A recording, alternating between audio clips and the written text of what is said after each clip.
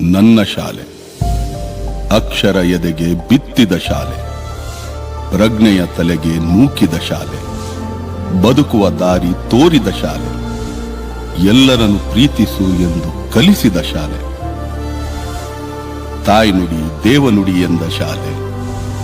ಈ ತಾಯಿಗೆ, ನನ್ನ ಕನ್ನಡ ತಾಯಿಗೆ ನಾನು ಚಿರಋಣಿ. ಪ್ರತಿಯೊಂದು ಮಾತು ಕಲಿತ ಜಾಗ, ಪ್ರತಿ ಹೆಜ್ಜೆ ಗುರುತು ಅರಿತ ಜಾಗ, ಕನಸುಗಳ ಜೊತೆಗೆ ನಡೆದ ಜಾಗ, ಸ್ನೇಹಿತರ ಪ್ರೀತಿ ಪಡೆದ ಜಾಗ.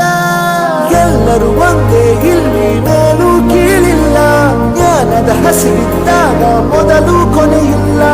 ಮನೆಯೇ ಮೊದಲ ಶಾಲೆ, ತಾಯಿನೇ ಗುರುವು, ತಾಯಿಗೂ ಪಾಠ ಹೇಳಿದ ಗುರುವೇ ಅರಿವು. ಎಲ್ಲ ಜ್ಞಾನಕ್ಕೂ ಶ್ರೇಷ್ಠ ವಿದ್ಯೆ ಎನ್ನುವುದನ್ನು